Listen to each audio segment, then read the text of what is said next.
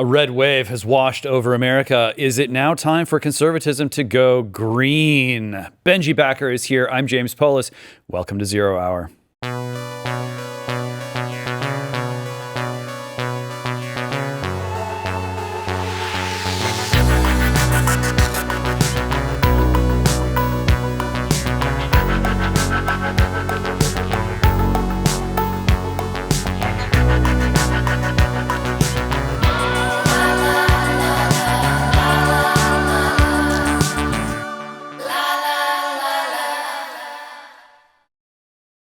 Environmentalism, maybe not a dirty word. Benji Backer's here. He's the founder of the country's largest conservative youth environmental organization, as well as an author of a book called Conservative Environmentalism.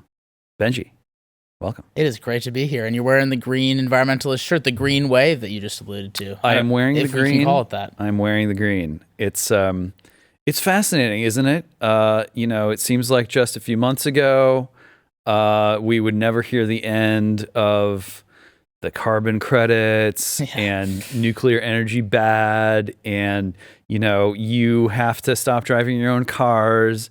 It was unrelenting. And now suddenly things have changed. Well, I really feel like the tenor of this issue has been evolving a lot since really the Ukraine-Russia war. Because for a while, if you remember before that, it was like Greta and AOC were just constantly in the news talking about like the Green New Deal, blocking traffic. How dare you? How dare you? I testified at Congress with her. You dared. I dared. And, she really had the media's attention for a very long time. It actually lasted multiple years, it felt like. And was she any warmer in person? Did you get a moment with Greta? I did. I spent a decent amount of time with her backstage before we testified, before and after. And it was very obvious that at the time she was 15 or 16. She was like now she's actually like an older person. You did not riz up Greta. I did not riz. Okay. That wasn't even a word back then. Right. Was she the Rizzler before the Rizzler? Some are asking that. She was really nice, but it was obvious her parents were like pulling the strings there. Yeah. But I think people started to see through it and they're like, okay, we care about the environment, but you are like making this crazy. Mm-hmm. You're making it like really hard to identify with this stuff. And even young people stopped paying attention to her. And now that conversation, the tenor's gone away. And now it's like a really amazing time, which is, I'm sure we'll get into, to like reshape this narrative, because environmentalism was not a dirty word that long ago. I don't remember that because I wasn't alive during that time. Yeah. But 80% of Americans self-identified as environmentalists in 1990. Yeah. 80%. Yeah. And today that number is 38%. So obviously something bad happened. People like Greta and other people like that have kind of stolen the show, and we can take that issue back. That's insane that it's down to 38%. I mean, it's understandable in a certain sense, but totally. Like over that span, like our lived environment has just gotten so obviously worse, right, and so degraded, right. And between the homelessness and sort of people never bouncing back from COVID, and just like the food situation, all that stuff, and sort of like the RFK expanded universe, which is now like a part of, whether you want to call it Unity 2024 or sort of the MAGA plus or whatever, we'll see. But like people are now, I think, more tuned in than ever to the fact that like our lived environment has a huge impact on us. Is garbage, and it needs to be fixed before it's too late. Well, and we have a huge responsibility to take care of it from like a moral standpoint, but it also has a big impact on our lives, right? Like the worse our environment is, the worse that we are off. Like if you look at like farmers and ranchers, they can't survive if their environment's screwed, because their crop yields, don't actually come to fruition. If forests are burning in the West every summer and every ecosystem's being depleted and our air quality sucks and you're putting all these pollutants in the atmosphere, like that's bad for everyone. I feel like people are starting to realize that. That's why actually, this election was the one that the Trump campaign, I think, did the best job to reach out to young voters on a whole host of issues. But this is one of those things where, the media doesn't want to say that Robert F. Kennedy Jr. is a good environmentalist because he's associated with Trump.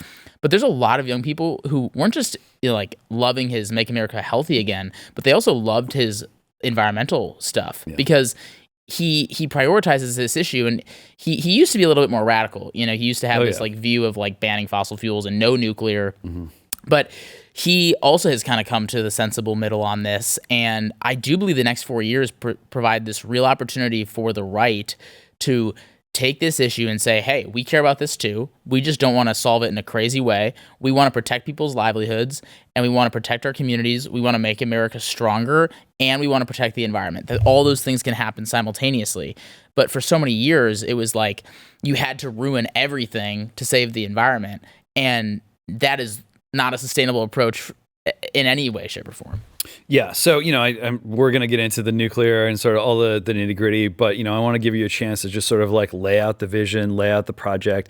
I mean, I think so many people, especially if they're anywhere kind of on the right, to the extent that they have listened at all to like an NPR, like what they'll hear. Those are always fun. Is, always like the call outs to all the foundations that are funding NPR. And it's like, for a more verdant world.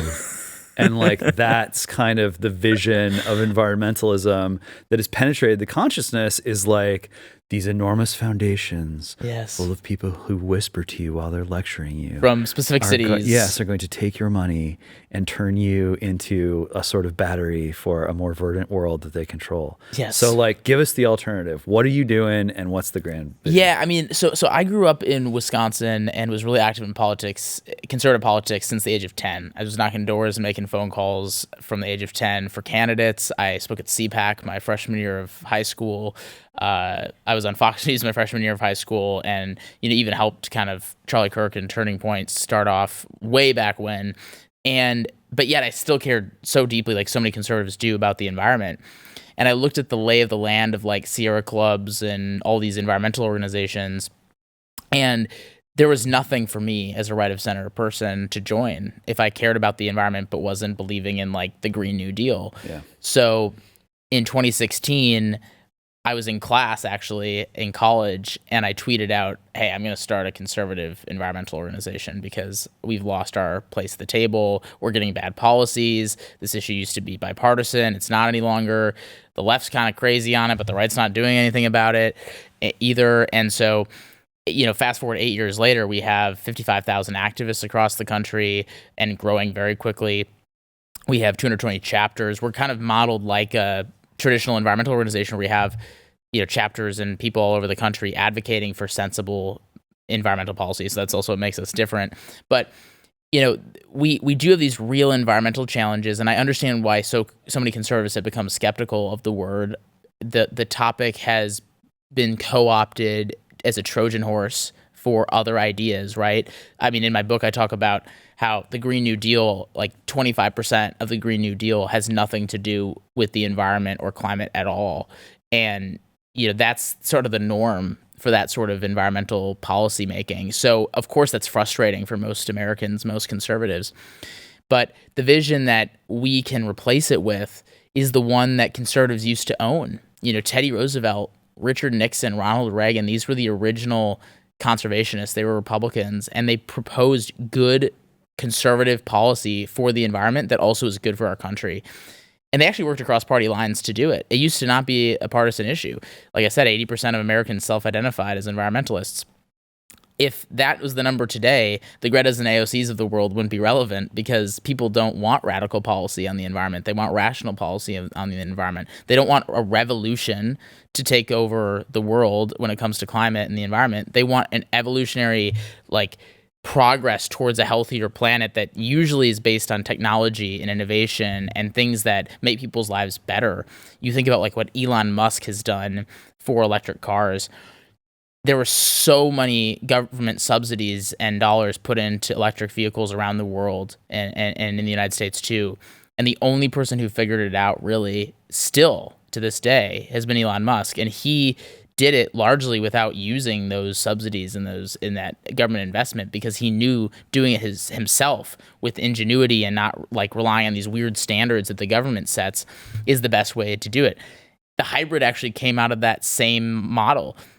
Japan was seeing that people wanted to save money at the gas pump, and they're like, why don't we make a more fuel efficient vehicle? And the Toyota Prius came out of that. And you think of the Toyota Prius as the liberal hippie driver thing. It actually came out of a capitalist competition. Mm-hmm. At the same time that they created that with no government involvement, the U.S. government here, Bill Clinton and a bunch of the Democratic folks in that administration, were trying to mandate more fuel-efficient vehicles, and no American company could figure it out because the mandates didn't work. The incentive to innovate overseas did. And I think those two examples, Tesla and the Prius, are what America can do and what conservatives can do to retake this issue, where it's like using ingenuity and a desire for a better world to drive this rather than this like fear-mongering, telling people what to do, mandates, revolution, humans suck, we shouldn't be here. We're the problem. We're the problem. Yeah. And it's like, yeah, but we're also the solution. Like the solution is not, killing ourselves. And that's really what, the most extreme people actually want to do. Depopulation and this thing called the Extinction Rebellion, which is this big UK organization. Thankfully, it hasn't taken hold here very much. But like that is so anti-environment at its core, because if humans are on the planet, then humans have to drive the solution. And I believe humans are inherently good. That's maybe a difference I have with some of the environmentalists on the other side. Right. Yeah. I mean, it's been wild to see, so much of what has driven the environmentalist debate or conversation when it's been sort of orchestrated by this kind of little, very, very small corner of the elite left. Totally. It's been very boring. It's actually been quite dull. It's going to be like the experts are going to lecture you and you are going to listen to them. Right. And then you are going to do what they say. And it doesn't matter if you understand what these proposals are, what these policies are. Don't worry. They've got it locked in. Things are just going to start happening to you. You're going to get taxed by the mile for driving, whatever it is. Very dull stuff. Dull stuff. Well, also negative. No one wants to be associated with that. And the reality is that stuff doesn't even work. So just to like name off a couple, of the data speaks for itself. Okay, California has pursued this kind of, people suck. We're going to mandate our way to the solutions. Their emissions are going up in the country. Their forests are burning. Their ecosystems are struggling, and that's happening while conservative states are decreasing carbon emissions, while their forests aren't burning, and while their economies are thriving and energy prices are going down. And you look at like Germany or California or any of the countries or states or places where they are trying this, it not only costs more, but it also like economically costs more. It also costs more environmentally. So it's actually doing the opposite of what they say that they want to do. And the countries that are reducing emissions the fastest in the world are the ones that are growing their economies the fastest. Because when you innovate, when you have money to invest in cool technology and cool solutions, that ends up helping the environment. It increases efficiency. It helps people live their lives better. It helps people use technologies that, like, look at like a Nest thermostat, for example.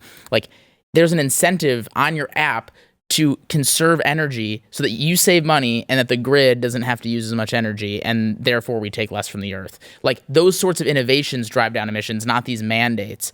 And you looking at California, Germany, everywhere around the world, Venezuela, anywhere where there's like a government first approach, and emissions and the environment are always going in the wrong direction. And it's super backwards that for so long we've allowed that group of people to dominate the conversation. And so, no question, Elon Musk, like the greatest salesman, that we'll probably see for a while, knows how to turn things into meme causes and get real traction that way. But it's not just him. I mean, we've now got sort of in this sort of greater MAGA-verse, like this string of sort of environmentalist meme causes. Totally. And, I mean, like, buy Greenland, right? Yeah. Like, some of that's for strategic military stuff.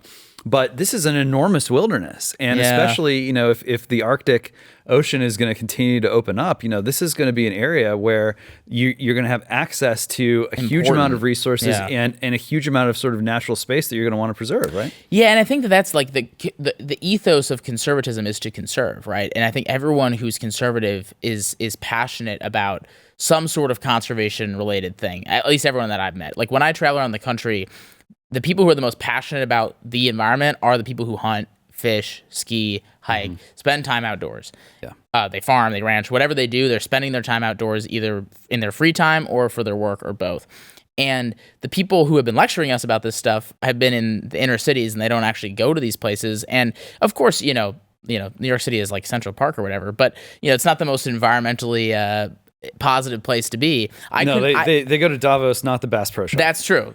That's a great point. And like, if you if you're like me and you want to be in the environment, I could never live in New York City because of that. It's not because of the politics or the cost, and that stuff's bad enough, but like truly, even if it was cheap, I could not live there because I can't be that close to so many other people and not be around the environment. That's why I live in Arizona. That's why I've lived in Washington State. Like, I want to be near the outdoors. Most conservatives want that too. That's why they live in these places that are close to the outdoors.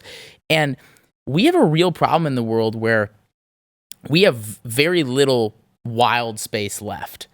And those places have to be protected. That doesn't mean that we don't develop resources. That doesn't mean that we don't manage those ecosystems and try to kind of have a balance, which is what conservation is, between development and environmental protection. But like Alaska, Greenland, there's very few places where we actually allow wildlife to thrive, where we allow nature to run its course. And the reason that's important for us is because like the ecosystems are all connected. Like, it sounds kind of like, you know, kind of weird and mystical for me to say that, but everything is connected. And it's like the butterfly effect of like, if we kill off an entire species or even a chunk of a species, it has a massive impact on a whole ripple of things. It's all creation. It is. And there was a balance that was here before we were here. So we have to be active stewards and active conservationists. And we have a duty to protect these places. And America has probably the most diverse, most beautiful landscapes on the planet that any country has. So it sounds like you are in favor of buying Greenland?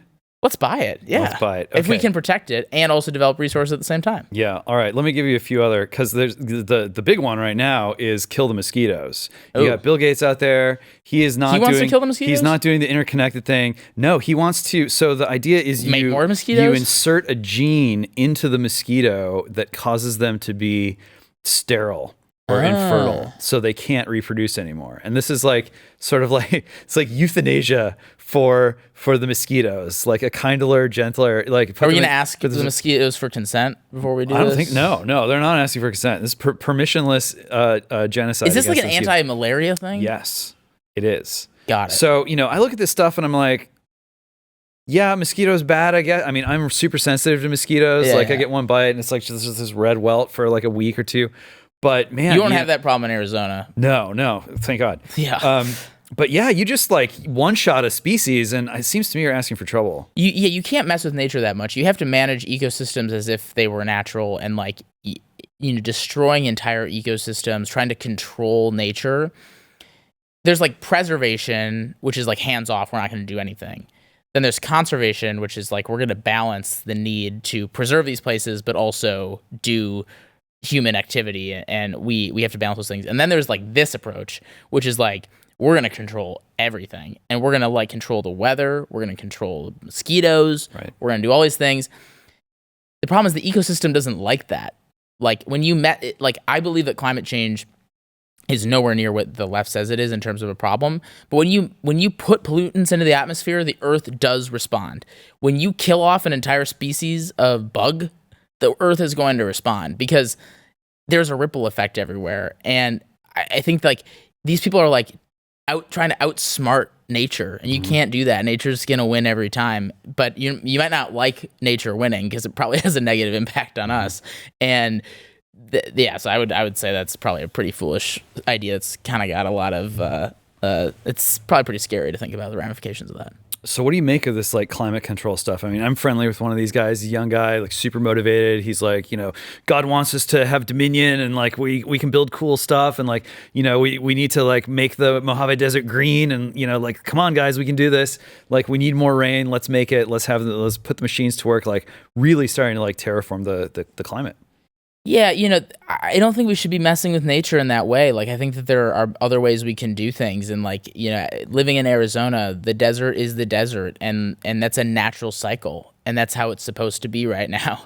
And I just think that when you're trying to control the weather, I think there's a lot of good intention in it. Like, this guy, you know, is probably truly thinking he's doing the right thing. He's not like trying to like take over the world. I think a lot of people are like, oh, Bill Gates is like funding these things, therefore he's like trying to take over the world. On this issue, I know the people who are working on it, they're not trying to take over the world. They're genuinely trying to solve a problem. Yeah. I just think it's the wrong approach. And again, the ecosystem is going to respond when you do these things.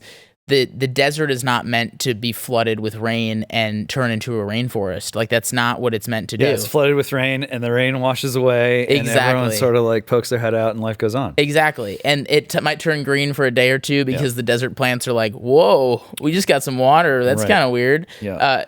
We don't, like, actually, a perfect example of this is cacti in Arizona thrive because it's so dry. Mm-hmm. And when you overwater them, like, my parents have cacti on their property, and they're so finicky. They die so easily because you water them too much or you water them too little. The earth figures that out for itself. We should not be figuring that out. And if you just like flooded the West with forced rain to try to like create a more secure water supply that's unnatural or whatever, you'd completely destroy the natural biome. I mean, it would completely destroy everything. And it would probably turn it into some sort of rainforest, but you'd have to keep controlling it for the rest of our days, and you basically are screwing everything up. So yeah, I think it's a really bad idea. This is like my favorite bad example is like the Salton Sea. Oh my gosh. Which is like, oops, we made a sea. And then it's like just a slow, catastrophic decline, like an ecological emphasis on catastrophic. Like, I just watched a documentary about the Salton Sea. If people who are listening to this, most people probably don't know what the Salton Sea is because I didn't know what it was until like 2 months ago, and I follow this stuff. But like, maybe if you're from the Southwest, you do. It was the biggest lake in California, and in the entire Southwest, like bigger than Lake Tahoe, and it was all human made, and it is like really bad what's happening down there.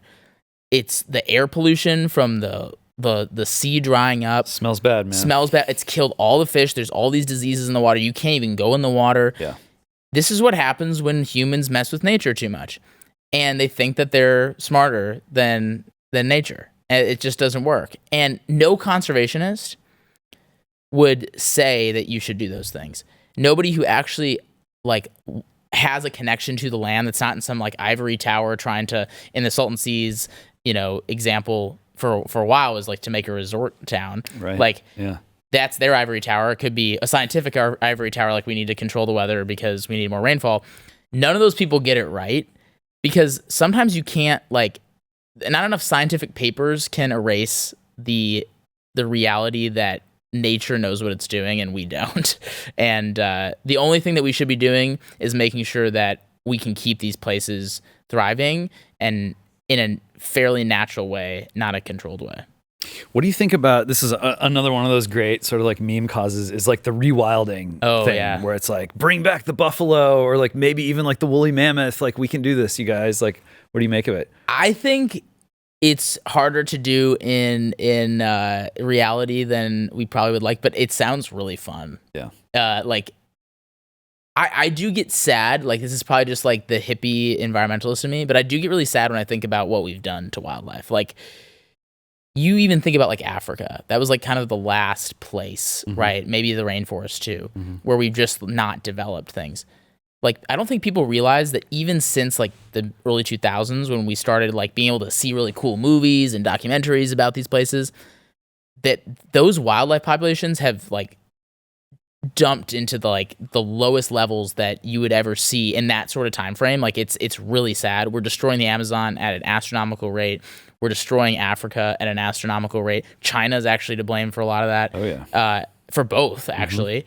And China's to blame for a lot of things, honestly. But we can get into that too. But like, we are again messing with. In this instance, it's the opposite. But we're messing with the ecosystem in a really negative way that is going to have negative ramifications on us, because we need places where wildlife can thrive. And when we kill off an entire population, which we obviously did in the U.S. too, with multiple different species, I think bringing them back would be so cool. And like, nature needs to have its wildlife that is meant to thrive in those areas. So that's why, like, in general, unless it's too close to like ranches and stuff, I'm pro like bringing some of these bigger game back into like national parks. Yeah. That's where they're supposed to be there. Yeah, I mean, you think about the buffalo specifically, and I mean, that was just a massacre, and that has an effect on, the soil. It has an effect on the plains and like farming and all that stuff. It's all interconnected. Oh yeah, it's so interconnected. And like, there's that bird that was like in the early 1900s that we killed off, that we kind of used as like carrier pigeons, and they were like there were millions of them, and we killed them all. And there was some connection between that and the buffalo and like these huge dust storms that we were having, because it just changes the landscape of everything. Right. And of course, eventually it course corrects when it's only a species or two. But when it's every species, like it's happening in the Amazon, for example, I mean, you can't really get that back eventually. Like you've gone too far. And, that's again why also like, they're putting grizzly bears back into the mountains out west. Mm-hmm. And people are like, oh my gosh, I'm going to get killed hiking but it's like, I mean, they're supposed to be there. If you want to take the risk to go on a hike in a place, because grizzly bears are only going to hang out in a certain area. If you want to go that deep in the wilderness, like you got to take the risks. And like, I take that risk when I go out there. Now, if I'm like near Denver or something, should I be at risk of a grizzly bear attack? Probably not. But if I'm in like the most middle of nowhere place in Wyoming where they're supposed to live, like that's a risk I'm kind of willing to take, because that's where they're supposed to be. So I think rewilding could be really good. You just don't want to like do it so much where people can't ranch and farm and do the things that we need to do. Right. Yeah. And the bears do learn. They learn where you are, and they like to sort of break into stuff and poke around. But I'll put it on the record here. I don't know if I've ever said this before. If I die from a grizzly bear attack, that's a pretty cool way to go. It's got to be up there. It is. I mean, in the moment, I would probably tell you I'm not a big fan of this, what's happening right now. Yeah. But as someone who like, I've actually recorded videos like when I've gone snowshoeing alone and stuff, where I would be like, well, if I get attacked by a mountain lion, like I'm in his or her territory, and that's just the way it's gonna be. Right. And maybe I'm the only one who's that mindset. No, I don't know. I mean, I think it's good for you. I've done like the Montana sort of hike thing, and you gotta go with the group, and you gotta have like your mace, and you gotta have your pistol, and you gotta be like hooting and clapping, and it puts things in perspective. It keeps you strong. It keeps you young. But also like I think also helps connect you with like how rugged nature was before. And I think like maybe I'm the only one, but I think it's a really cool thing. Yeah. And like we all love watching the documentaries of like Planet Earth or whatever. Mm-hmm. Why do we like watching that but don't actually want that in reality? Because that's actually not like, that's going away. Like those documentaries like are really hard to film right now, because there's very few places where they can actually find these wildlife. That actually wasn't that hard 20 years ago. Yeah. And we're dropping these areas at an astronomical rate, and I think it'd be cool to bring them back. Yeah, and then people are like, "Oh, we have a crisis of masculinity. Like, why is everyone so soy right now? Like, what's going on?" And it's like, well, if there's like no wilderness for boys to grow up in, for like teenage guys to sort of like get themselves into maybe some life-threatening trouble and figure out how to get themselves out. Like this stuff is formative, and it used to be such like an integral part of like the American experience. Well, but it also connects you with something bigger than yourself. Like it's not quite a religion, because like it's not like quite at the astronomical amazingness of God, but like when you're out in a place like that, you feel euphoric. Like even if it's scary because you have to like worry about food and water and wildlife attacks, like you're connecting to something so much bigger than yourself, and it is such a unique experience. That's why people love hunting and fishing and being outside, because they have these connections. And when you're a young kid, it's that on steroids. And if you have that integrated into your life, like Boy Scouts, Eagle Scouts, there's these like Knowles trips. I don't know if you've heard of that, but like my dad did that when he was younger, where you're like surviving the backcountry for weeks on end with a guide as a kid, just so you can like connect to nature and learn how to take care of yourself and all these things. These are like life experiences that shape you into who you are. A big part of who I am, I would even say a big part. I manage a team of 30 some people, and I'm in my 20s. Like I would say a lot of that, and maybe I know people are gonna be like, bullshit, like you're an environmentalist, you're just saying this, but like a lot of that is because I've spent time in these places, and you learn how to become a leader. Yeah. And also you get time to process things, right? Like, and even now, when I think I'm like really like too in my head about things, I'll just go out and go hiking and like alone and just clear my head and think through like, how was I in handling that situation? Yeah. What did I do wrong? What did I do right? And when you're a kid, those experiences, especially as a young boy, are just so important. And of course, this is for girls and women too. I mean, in some ways, it's even more important. That our females are having a lifelong connection with the natural world than the guys. I mean, my older sister went to college at Colorado College in Colorado Springs. Every weekend, she was doing backcountry skiing, backcountry hiking, backcountry stuff. And she's one of the strongest people I know. But she's also an amazing mom. And I don't even know if she realizes it. She probably would realize it if she listened to this, and I should probably talk to her about this. But I would guarantee you that a big reason as to why she's such a strong leader is because she did all these things. Because she had to take care of herself in a way that women need to feel there's good dads, good husbands are super important, but it's not a given that that person could go away or pass away early or whatever. And people need to be able to take care of themselves, and women need to be independent, in a really strong way. And what better way to do that, to teach people in a healthy way, than doing that outdoors? And, that's been a big part of, I think, why I'm surrounded by so many independent women, is because they do these things all the time. Yeah. I mean, I don't want to push this too far, but I do think there is something going on where it's the toughness that you get as a woman who grew up in nature and who's just intimately acquainted with the, birth and life and death and the suddenness and the violence and, the toughness. If that ceases to be a part of your experience, then really your only outlet for toughness as a woman is I don't know, in sort of a cubicle world, or something that's really, really unnatural, is under fluorescent lights. And I mean, we've kind of run that experiment, and I don't think anyone's super stoked with how it's turned out. No, and I spent a lot of time in New York City over the last 3 or 4 years, for better or for worse, and mostly for worse. And the biggest problems that people have if they grew up there, for example, is and this is oversimplifying it, but there's a lot of truth in this, is whether or not the Starbucks app got their drink in time. Because they're so fast paced. Their biggest problems are did this come fast enough to me? Did I miss the train that I needed to do 2 minutes earlier, but they're going to send right.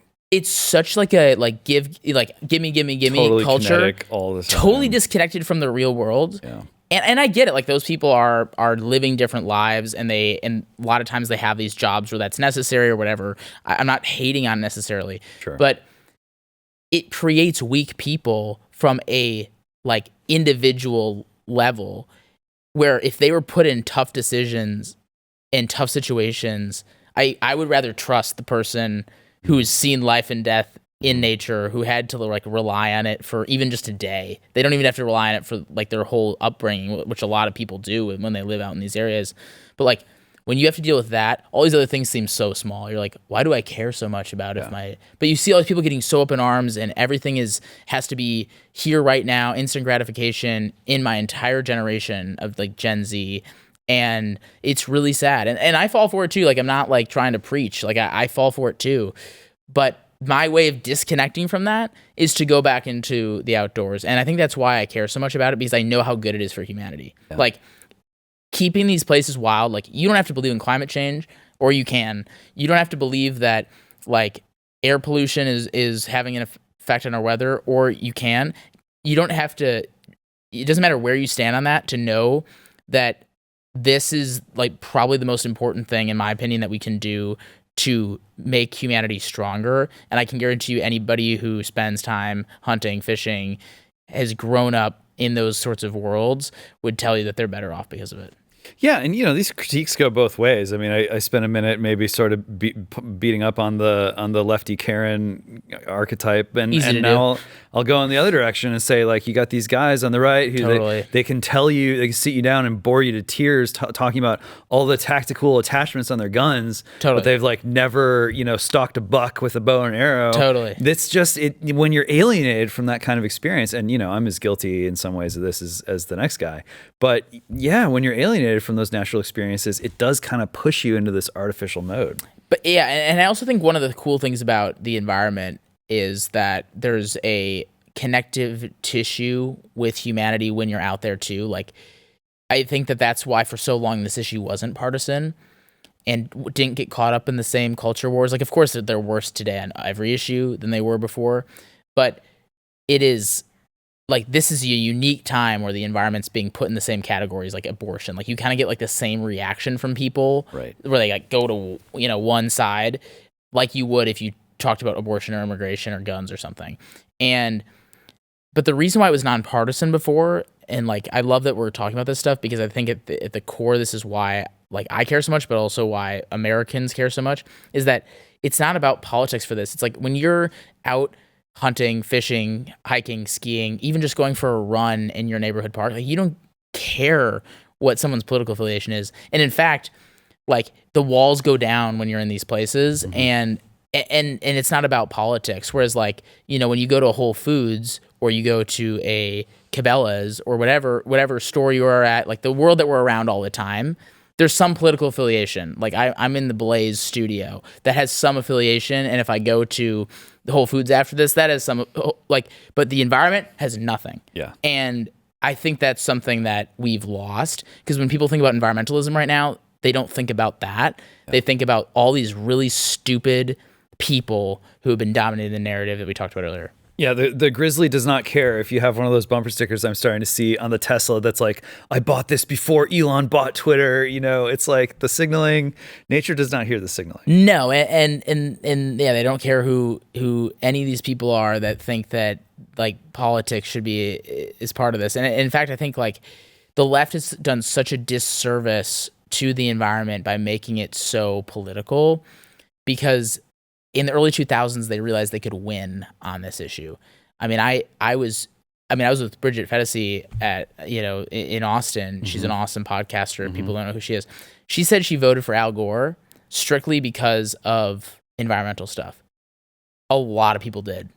He realized that he could like galvanize an entire generation of people to vote for him if he was like the environmental guy. Mm-hmm. But by doing that, he started using it as a way to go after the other side, and he made it so partisan. And every time that he realized that like the more alarmist he was, the more attention he got. And that's why he created that movie, The Inconvenient Truth.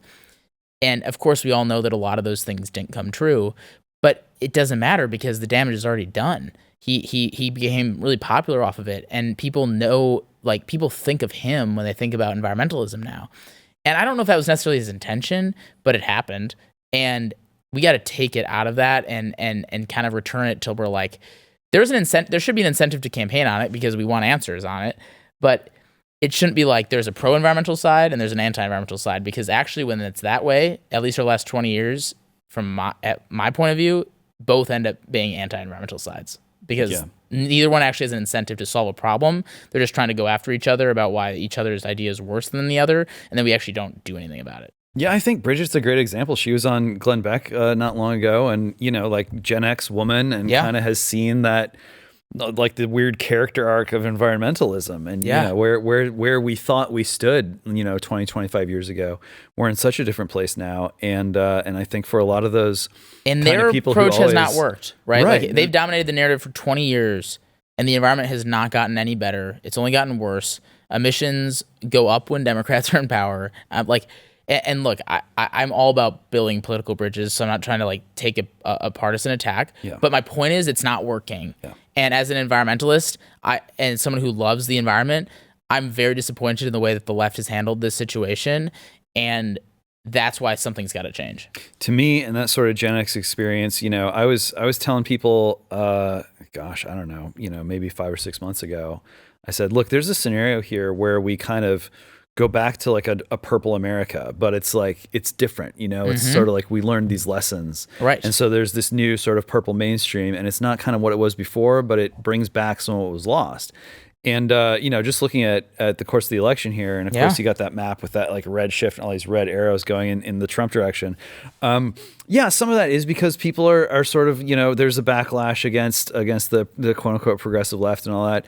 But I do think that like some of that is just trying to recover that center of gravity and that feeling of normalcy, and like, you know what, like this is our country, and we are kind of like more or less stuck with each other, and this is a particular place, and we have certain responsibilities to this place and to one another. Well, and I think I'll be the first to admit, and I don't even really regret it, because I think it was a different time 8 years ago, but I was wrong about Donald Trump in a lot of ways. And like, I was pretty anti-Donald Trump, and that was actually part of an identity. Like, it's hard to find now because it's been so many years, but like when you search my name, it kind of was like the first thing that came up. Well, he's like Mr. New York, so that's like strike one for you. Yeah, right? Yeah. Has he spent time in a national park? I don't know, but It's an open invite, Mr. President. I'll take you to one. But I think like, one of the things that I didn't like was that I thought he was feeding the partisanship in a lot of ways and kind of actually doing like taking it and running with it on steroids, right?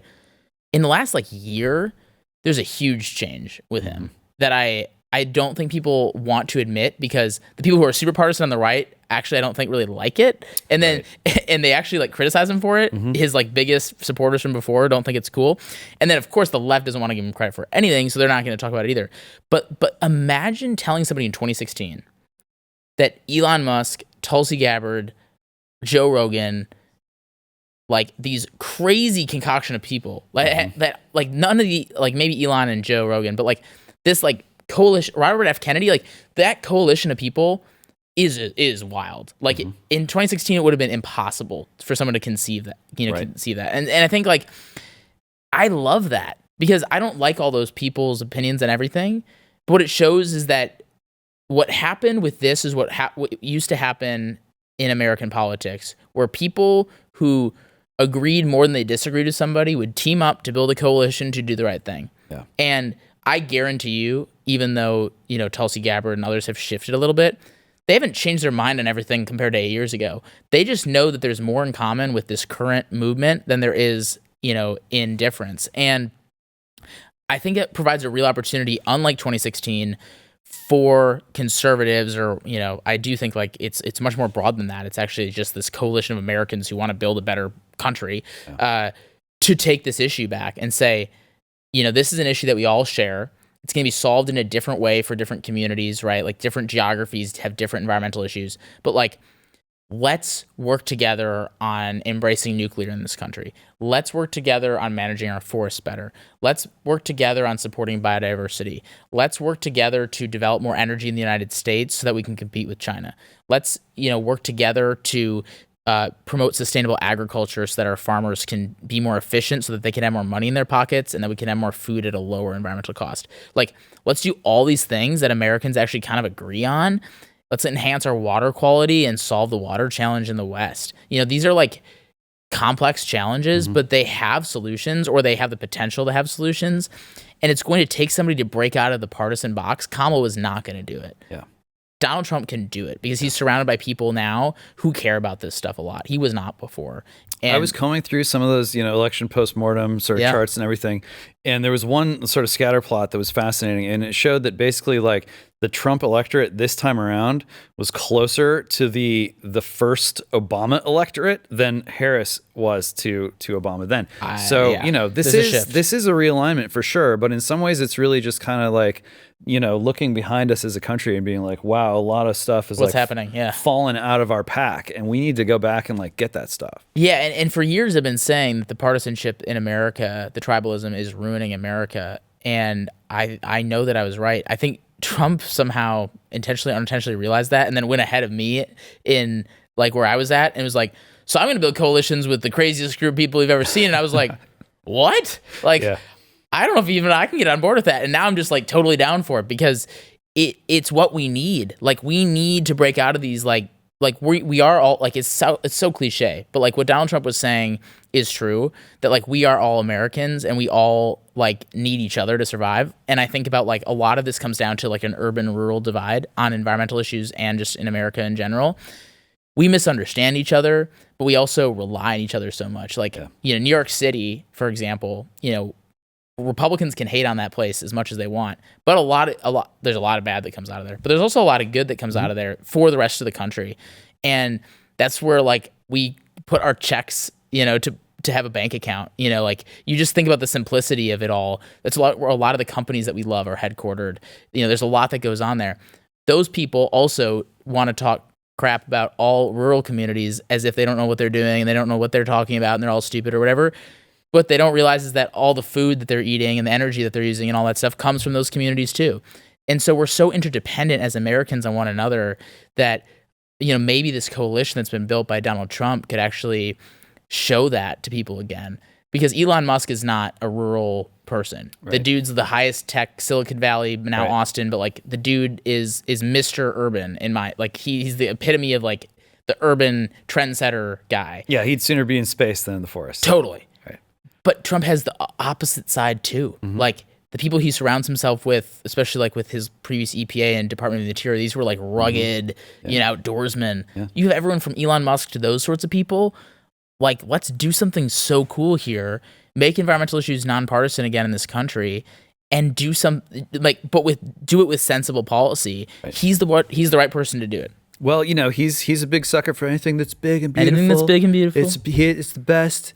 And that's why he did Kim Kardashian. That's why he worked with Kim Kardashian. Yeah. Probably not. Different show. Hopefully not. Right. That would be but that's why he associated with Kim Kardashian and Van Jones to solve criminal justice reform or help solve it. Yeah. Because he wanted to do something that was outside the box that was good for America. And I think he's got a potential to like do what he did in criminal justice reform on steroids for so many different issues that have not been solved in this country because we're in these little boxes. And he dares to kind of be like, yeah, Republicans don't usually talk about criminal justice reform, but I'm going to do it anyways.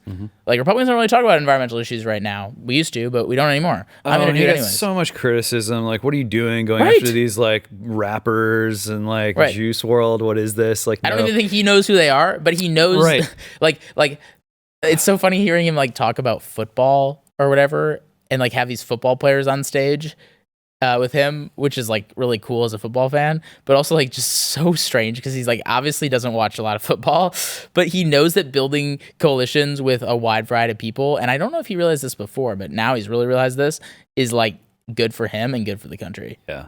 I think it's always been there to some degree. I mean, one of the most important things to me about Donald Trump is this is a guy who's like well into his 70s at this point, and he is thinner and fitter and more on his toes than he was, I mean, I remember. You already said about working out. Well, I don't know. I mean, that was so funny though. He was like, I tried lifting weights. I didn't like it. So I never did it again. And I'm like, maybe I should have that mindset because I also hate lifting weights. I don't know. I don't know what it is. Maybe it's the Diet Coke. I mean, he obviously, he enjoys his McDonald's or whatever, but I remember the dark days of COVID, and he got on TV and my man was looking ill, and I think that hurt him.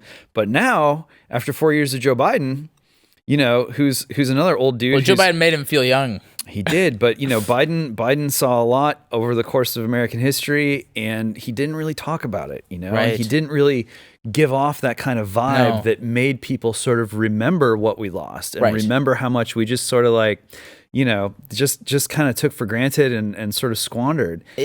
Trump has been mining this sort of vein. He did the Mount Rushmore thing. He did the McDonald's fry thing. And from one standpoint, these are like publicity stunts or whatever. But from another point, it's like signaling. It's jogging people's memory. Yeah. It's jogging people's memory about it wasn't that long ago when we did do the World's Fair thing and when people did hop in the car and do like the Great American Road Trip with their families. And there was this sense that this was like this big, beautiful country where all the pieces kind of fit together in some way. And anywhere you would look, you'd have something to be proud of as an American. I think that stuff is real, and I think people really miss it. Yeah, and it's like, I think something that I misunderstood too when he was saying it back in 2016 when he said "Make America Great Again" is I kind of took it like, admittedly, like a lot of people on the left, even though I'm a conservative and I have been for my whole life, like of just kind of like, well, not everything about America was great. And so, but that is true. But the statement's not make America perfect again. Right? Like, America never has been perfect. Donald Trump, when he says that, is not saying that he wants to go back to the negative parts of America, but the positives outweighed the negatives in American history pretty much the entire time that America's been around. He wants to return to the positive things that were good for all people. Of course, he wants people to have rights and liberties, and he wants both genders to have the same rights. He wants all the races to have the same rights. He wants all that stuff. That's not what he's talking about when he says "Make America Great Again." He's not talking about previous historical things that we probably didn't do that well.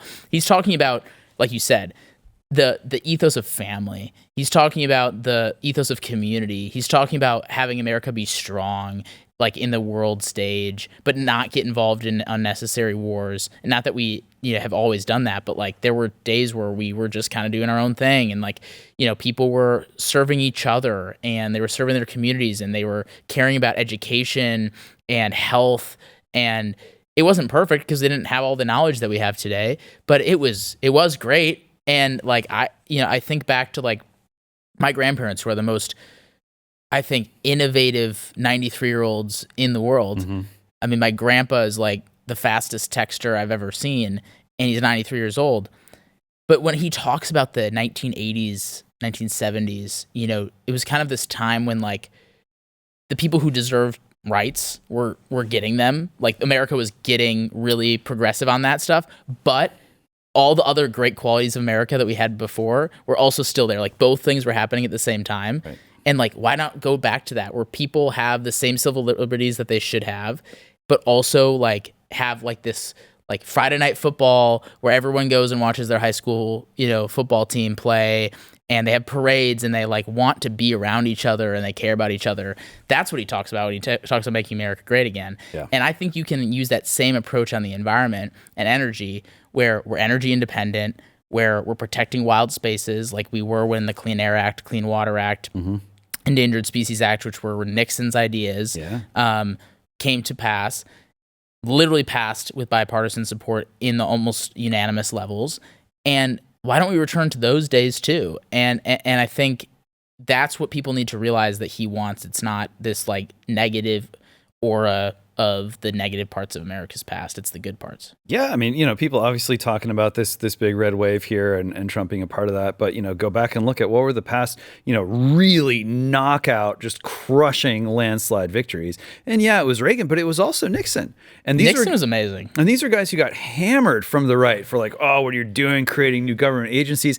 And, I understand all that. But at the same time, Nixon was the guy who wanted to take out the administrative state. Totally. And he's the same guy who wanted environmental protection. So like these things are not in the contradiction that people always think they are. Totally. It's like using, and I think when people ask, how can you say you're a conservative with today's, because I'm a fiscal conservative where, how can you say you're conservative when Donald Trump wants to spend money and increase the size of government in some places? And I'm like, what conservative to me means from a fiscal standpoint is using government only when it's necessary. And there are times when it's necessary. When there is smog that is filling every American city in the 1970s to the point where people are dying premature and people don't want to give birth, that the government should probably step in. When there are rivers on fire in Ohio because there's so much pollution of chemicals in the water and the private sector and the state government isn't leading when they should be, the government probably should step in. There probably should, that's why they created the EPA. And like, that sort of approach, I think, is what kind of Donald Trump's taking. He's not saying that like we need to just spend money on our pet projects. It's like, let's spend money where it should be spent. Let's use government where it should be used, and then get government out of the way when it doesn't need to be used. And of course, that's arbitrary. Everyone's got their own like belief of like where government should be used. But there are some pretty obvious points, and I think he kind of has that Nixon-esque belief. And Nixon was the greatest environmental president in American history, by far. And he was a Republican who used a very similar approach to what Trump could do over the next 4 years.